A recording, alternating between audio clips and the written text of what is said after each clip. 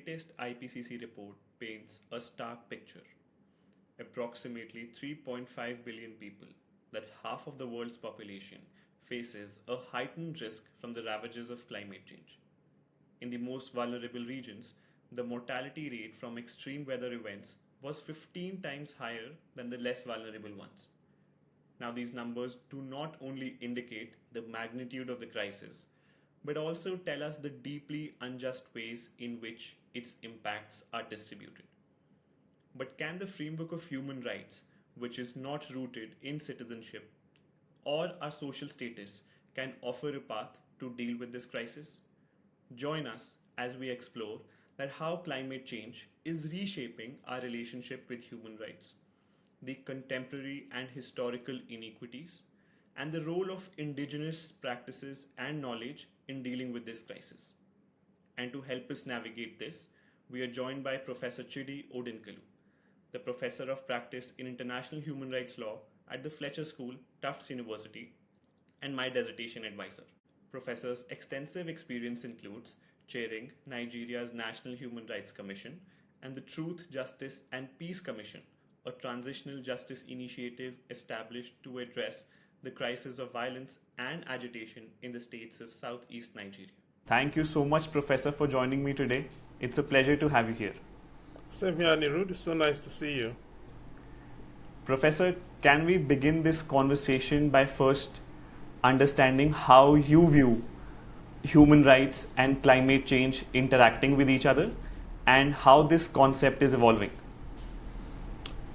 No, thank you very much again for having me and for this conversation, which is very timely.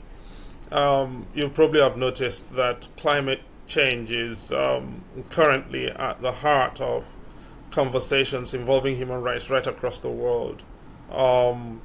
We've just had a decision earlier at the beginning of the second quarter of this year from the European Court of Human Rights on concerning Switzerland on climate change and human rights in the European human rights system, where in the Inter-American court system, the advisory opinion on climate change is likely to come out anytime,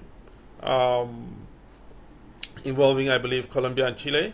But basically, an advisory opinion is due from the Inter-American court system shortly on that. There is also an advisory opinion currently pending before the International Court of Justice, also on climate change and human rights. So it's all happening at the same time across many national legal systems as well. The same issue is speculating in different ways. And so it tells you that at the normative level and in terms of institutional conversations, there is a lot happening to define and communicate and clarify the relationships between climate change and human rights. But I don't think that is enough for most ordinary citizens, particularly in your part of the world or in my part of the world. I don't believe we need to listen to or wait for the global human rights institutions before we can articulate or experience the interaction between climate change and human rights. In many ways, actually, the relationship is at the heart of the colonial enterprise.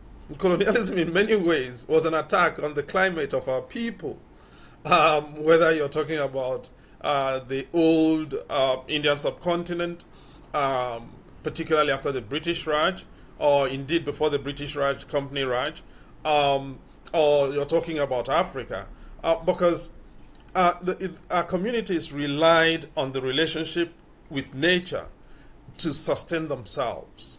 And around those relationships, we had doctrines, we had norms, we had institutions, we had values.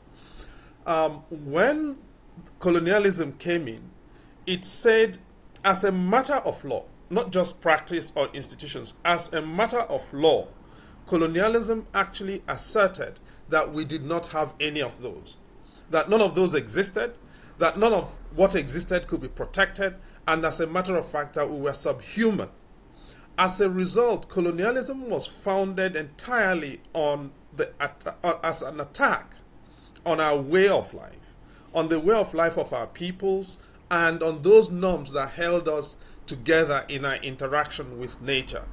That really is at the heart, therefore, of both self-determination and life and livelihood amongst our people. And you can see that in the jurisprudence that's evolved in different countries, beginning with India, where you are, right? How the Indian Supreme Court has articulated the relationship between environment, life, and livelihood, or how that has happened in many other developing countries around the world. And that's really how I would prefer to view climate and climate change and human rights, at the heart of life, livelihood, and the interaction between communities, people, and sustainability and nature. Professor, with this contextualization, I'm reminded of a fact that like Pakistan contributed to historical emissions 0.4% of the historical emissions, and it is one of the most vulnerable nations in the world. So what you're suggesting is, well, the issue of justice and equity happens to be at the heart of this discussion. Having brought out that fact, my next question to you would be, do you see that the framework that we have today is enough robust to deal with such inequities that we see that have persisted for so long? Secondly, considering the fact that we don't have environmental law frameworks that are enough, I would say, evolved, can human rights framework take on this challenge to deal with this mega crisis? Well, there are two dimensions to the equity issue. One is contemporary. There is an intertemporal dimension, okay, which is the fact that the equity issue is not just contemporary, it's historical. Okay? And that is why climate politics is as important as climate law or norms. Now, a lot of developing countries have got to pay the price for the fact that the more developed countries have got where they are. And Haju Chan calls it, calls what's happening kicking down the ladder, right? The Korean professor out here in the United Kingdom. Now, so what's happened is that the developed countries plundered the nature in the so-called developing or so-called underdeveloping countries. They used to call them third world countries, right? Now, they plundered nature in our parts in order to get where they are. And I think India has also argued this case quite formidably, and Pakistan too. And so now we are living with the consequences of where they have got. And they are telling the developed countries, well, you cannot do what we did to get where we are. In a sense, that's at least that is one way people are hearing that. And whether you're, if you're looking at the low-lying states, Sri Lanka, Kiribati, Nauru, indeed parts of my own country, Nigeria, what you see is the consequences of climate change will affect us could affect our settlements and our communities very adversely. And the current frameworks, whether you're talking of carbon trading, for instance, do not adequately compensate, whether for the historical depredations or for the contemporary exposures. And I don't think at the moment that politicians, particularly in the developed countries, are adequately attuned to this reality, because of course they're all listening to their domestic constituencies, and if they don't listen to their domestic constituencies, they will lose political relevance and power. And that really is the point. The existing treaty frameworks are entirely inadequate, and it seems to me at some point, particularly to address the challenges that developing countries confront in relation to climate. Professor, having said that, you mentioned about the issue of right of self-determination previously. The idea that climate change is now redrawing nations and redrawing maps, considering a lot of Pacific nations would not have any landmass available in coming years. We're also seeing that people are being increasingly forced to move out of their homes because of climate change issues. And you just rightly pointed out what's happening, what could happen in Nigeria and what's happening in low-lying states. Professor, in this entire context, how do you see this right of self-determination evolving? Also considering the fact that it is something on which our entire United Nations Charter is premised. It begins with that. How do you deal that evolving and its relevance in today's world? Look, it's two related concepts in my view. One is self-determination and the other is protection of minorities. And in many ways, the two cannot be separated. And I've just mentioned, if you go back to the jurisprudence of colonialism in Southern Rhodesia, which was decided by the Privy Council out in the United Kingdom in June 1918, they made it quite clear, which is the foundation, which clarified this principle of terra nullius, that our countries in the developing parts of the world were non-existent, which is why people will tell you that somebody discovered a river in your village. Somebody from Scotland or Wales or somewhere there discovered a river in your village, for instance. Or, Tasman discovered Tasmania, and Columbus, who could not read a map, discovered the the Americas, and that kind of nonsense. But this really is the point, okay? That at the heart of all of this were adverse claims against the self-determination of different peoples around the world, which then got elevated to legal standards and norms, the laws that govern colonialism. And those laws now have to be tinkered with and indeed torn down.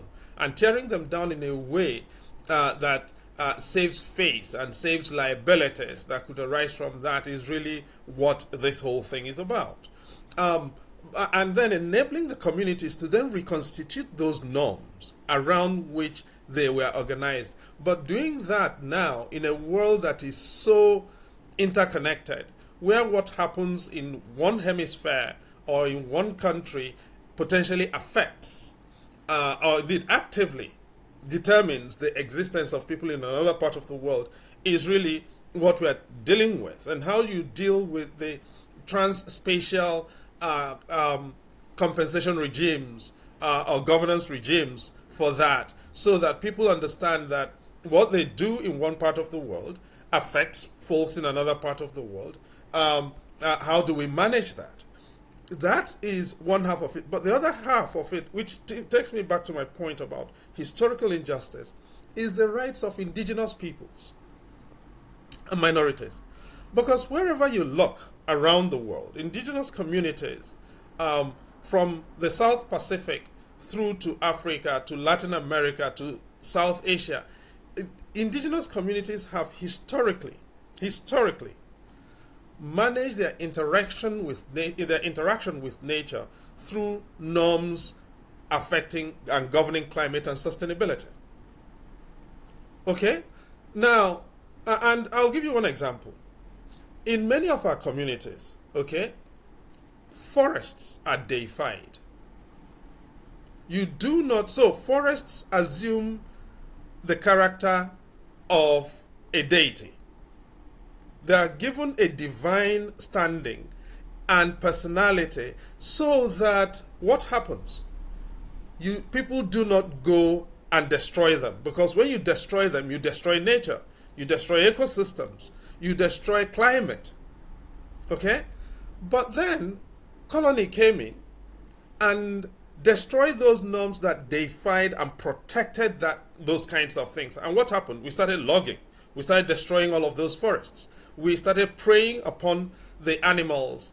And indeed, animals in the forests were also deified. So in a lot of places, you had practices that ensured that there were animals you could not kill. All right? Whether they were elephants or lions or snakes or monkeys or chimpanzees, they were mostly protected in traditional society. Now, we are having protocols and treaties about addressing things that our communities actually adequately addressed long time ago. And why are we doing that? Because those norms were destroyed by colony, which claimed to be more advanced than actually communities that were more advanced than them. Whether you're talking about First Nations peoples in the Americas, or you're talking about different communities in India from the south to the Seven Sisters, or you're talking about the Congo and the Congo Basin, or any of the tropic, or indeed in Latin America, or in the Amazon, what I've destroyed will be very evident to you. Okay? And so this is how, for me, it's not, it is self-determination, is climate, self-determination, protection of minorities, and one more thing, the protection of these, and the protection and reclaiming of these forms of indigenous knowledge on climate. And that's one thing I find missing in all the talk about climate. Climate, like the talk about human rights is about the West exporting things to the rest. It's actually the West, in my view, that needs to learn lessons about climate, not what is happening at the moment. The West needs to have the humility to learn about climate from those communities in mostly the global South that were founded on the protection of climate, on respect for climate, on respect for nature. And for me, therefore, in the parts that we come from, in India, for instance, universities in India, in South Africa, in Nigeria, in the Congo, in Brazil, have got to become the places where people from the West go to learn about climate and what to do with it. And that begins with reclaiming indigenous knowledge about climate and documenting it in a way that makes it accessible to everyone. Professor, when you're saying that, I'm reminded of a fact that in our scientific available knowledge, we are talked about that how there are three lungs of the world right now. One is Amazon, one is Congo Basin, as you rightly said, and the other one, some of the forests that are there in the Southeast Asia part of the world. And all of these three areas are inextricably related with indigenous rights. Absolutely. Because there are lots of communities there. They are managing these natural resources. So when you're saying that, it shows that right now what we are trying to survive on is also something so inherently related with that traditional knowledge. Absolutely, yes. Completely. Professor, after analyzing the state of affairs as to where things are, what would be your comment with respect to the evolving jurisprudence with respect to human rights law? You began your conversation by saying that how this law is evolving and how the Western courts, so to say, more so are adopting this framework to deal with human rights. Can we briefly touch upon how this jurisprudence is evolving? Because as we might say it, as you have rightly pointed out, these indigenous rights, knowledge and practices is something that is not part of the mainstream discourse. We might wish that to be, but that's not the case. But having said that, how do you see this jurisprudence of human rights evolving and its efficacy with which we might be able to deal with the problem? It's an exciting time, actually, for those who are looking at whether it's in environmental law or human rights law or in the interaction between the two. And that extends to climate, the laws related to climate and climate governance and climate justice. Partly, this has been slow in the making, but it's actually a little longer in the making than many people realize, particularly for those who are interested in looking at the jurisprudence from developing countries. And in many ways, fostered by where you are in India. The work by the Indian Supreme Court, particularly since Maneka Gandhi in 81, wasn't it? And then following that, reinterpreting the human rights provisions in the Indian Constitution, first the right to liberty and then life and livelihood, and linking all of that to environment and how environment is a central part of the guarantees of human rights, I think has inspired quite a bit, if not a lot, in my view, of rethink globally. And now to the point where you, in fact, are an expert on this. If I recall, your capstone was precisely on the issue of the rights of nature. And you now see, and rights of nature, quite honestly, are at the heart of indigenous practice, just exactly what I've described. And now, so from that indigenous practice and body of knowledge, it's slowly seeping into jurisprudence. And so you now have high courts in India, constitutional court in Ecuador, the courts in New Zealand, for instance, and Colombia, coming out with jurisprudence protecting the rights of nature, effectively conferring legal personality to nature for the purpose of its own protection. And there is nothing there's nothing magical about the idea that something inanimate can have legal personality. The first inanimate thing to be given legal personality was a company. Okay? The law on corporate legal personality says a fiction called a company can have legal personality. So there is nothing that says, therefore, that we cannot extend that principle to apply to, say, nature for purposes of protecting nature and therefore protecting life and livelihood founded around nature and community and therefore protecting the future. That really, I think, is where the excitement is for me, as important as the developments in international human rights law as we await the advisory opinions due to come out from the Americas, from the International Court of Justice, which is probably due next year. Arguments, I believe, will be in December, given the recent scheduling dispensations by the court in The Hague. So it is at the national level where the most exciting developments are happening. And I'd suggest to those who are interested in this to look at the comparative jurisprudence evolving on the rights of nature. I do think that comparative jurisprudence deserves attention, deserves more robust development, and hopefully, that is where we are going to be able to do a lot of things. But there is also another body of jurisprudence that lots of people are not looking at, or two bodies of jurisprudence. One is in terms of transnational jurisprudence, jurisdictional jurisprudence governing spoliation, indigenous spoliation. And so you're seeing, for instance, the decisions from whether it is the Dutch courts or the courts indeed in the United Kingdom granting access, asserting jurisdiction in respect of violations against nature and against communities by companies operating in developing countries. That's one. The second set of decisions affect assertions of claims by communities that were historically wronged during colonial rule. And when you marry up those two, you begin to see possibilities for addressing historical climate violations. It may not happen, it may not be a flood at the moment, but I do think there are possibilities there that we've got to hold the page on. Professor, now these are the things that are emerging and interesting jurisprudence areas where we might see a lot of traction. But Professor, at the same time, there is this equal business forces that might be working in tandem with respect to what's happening in these exciting areas. Do you think our international law framework has the ability to also deal with these corresponding forces, which might be working against the preserving of climate change and all of these issues which we just talked about? Well, there's a tug and pull here, and ultimately, judges in the developing countries have got to have the presence of mind, or judges across the world actually have got to have the presence of mind to address those issues. I mean, I've outlined one strand of jurisprudence, but you've also seen that, for instance, that the U.S. Supreme Court has resisted those strands of jurisprudence and said they will not accord extraterritorial jurisdiction to claims along those lines.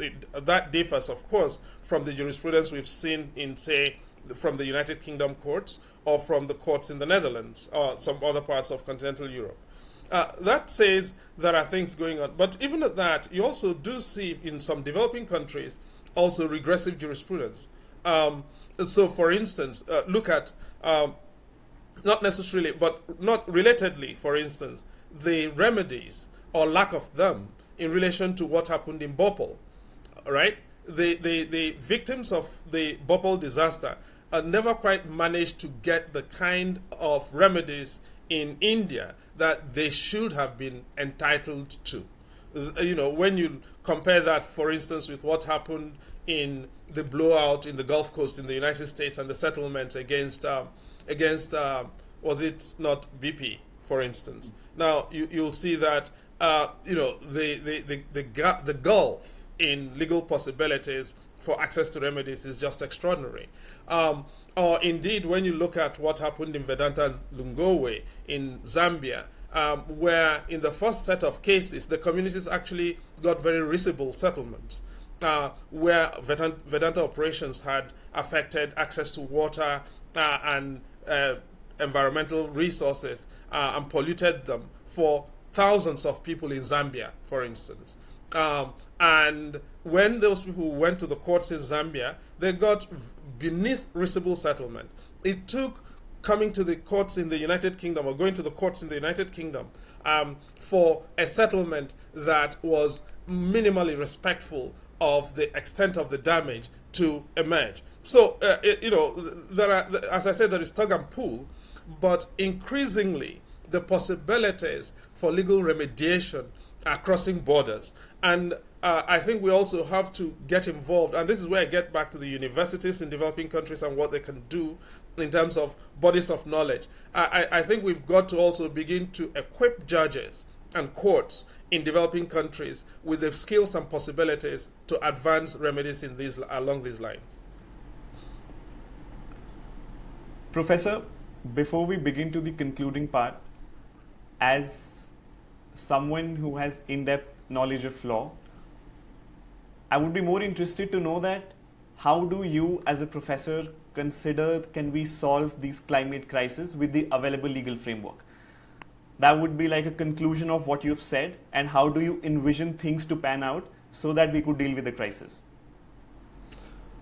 Where I come from, life is a continuum, and I suspect where you come from too. We get it from our ancestors. We enjoy it for the moment, but we also have a responsibility to pass it on to our children and their grandchildren in better shape, actually, than they got it, which is really the centerpiece of sustainability norms in most of our communities. Now, do I think law alone can fix the issues, that intersection between climate, sustainability, and rights? No, I do not think so. Does law have a role? Absolutely. And is that role going to evolve? Yes, and in my view, in a constructive manner. That scope for law includes international law, and international human rights law certainly does have a place in that. But it also includes national law and transnational law. That's the interaction between bodies of national laws. And that would extend to private international law issues of jurisdictional conflicts. Now, and this is just plainly because the climate impacts cross borders. And because climate impacts cross borders, they will not always be resolved at the level of treaties. They also need to be resolved at the level of just ordinary collaboration between countries, between communities, between peoples. And I'll get back to the issue of historical claims. In Africa, for instance, the map of Africa was redrawn in 1885. The Berlin Africa Conference ended on the 26th of February 1885, after 3 months of negotiations, hosted by Germany. And the reason why that conference was called to begin with was because European countries wanted control of the major rivers in Africa. And rivers, of course, are at the heart of existence of communities. They wanted control of the Congo. They wanted control of the River Niger. And along the line, of course, the Nile River also fell into all of that. And the Nile is the longest river in Africa.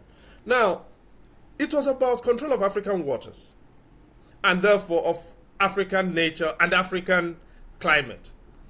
It's not much different from India, right? They looked at the Ganges, right? Now, you can say that about the colonial enterprise, okay? Now the mechanisms, the treaty regimes for the governance of all of these bodies of nature continue to exist. And a lot of our countries, the countries that succeeded to these territories, have not in any way done substantial work to address the reality that these treaty regimes are central to the fate of nature and of climate in our countries. And I do think that also needs to be part of the package. So while we look at the global regimes on climate, I do think that the foundational issues ultimately will be up to our countries respectively in terms of national law, in terms of constitutional arrangements, and in terms of what comes out of our court systems. Thank you so much for your insights, Professor. Before we conclude the call, please allow me to read some of the questions that we received on LinkedIn. Okay, please. Professor, the first question that we have received is, how can the principles of self-determination be applied to support indigenous communities in protecting their rights and lands in the face of climate change, especially when their knowledge systems are often marginalized in global climate discussions? Khyati asks this. I think we've touched very much upon this, and in the intersection between our conversation on climate change, minorities in the context of Article 27 of the International Covenant on Civil and Political Rights, and also on indigenous knowledge and the need to encourage knowledge centers and universities to begin to reclaim that knowledge and put it out in an accessible manner for people to use. Professor, the second question is by Tanmay. He asks, how can sustainable practices be made accessible to marginalized sections in the underdeveloped and developing nations, where these sections make the majority of the total populations? Again, I think we've touched on this. Minorities and indigenous communities are at the heart of the climate enterprise, actually. And I do think that it's not just, to be fair, it's not just for our respective countries and communities and bodies, knowledge centers like universities to address. I do think also that the global north does have a responsibility to begin to work those bodies of knowledge into the climate dialogue and discourse. And part of what I would argue for, in my view, would be linkage programs between universities in the global south and universities in the global north, across the board, or knowledge centers and research centers in the global south and global north. I do think those need to be encouraged, and those need to, we've got to find the resources to make sure that those get the airtime and oxygen that they deserve. These were all the questions that we had, Professor. Okay. It was indeed an insightful discussion. I'm reminded of those times of sitting in the classroom there while you were lecturing us, and it was always awe-inspiring to listen to your views. And now, looking at these views from climate change perspective has been equally energizing and refreshing, so to say. And thank you so much for your time, and I'm highly grateful that you're doing this. Thank you so much. No, but thank you, Anirudh, for the work you're doing as well. This is just invaluable education for so many people, and I'm grateful for the inspiration that you're providing to many of us across the world. Thanks a lot. Thank you, Professor.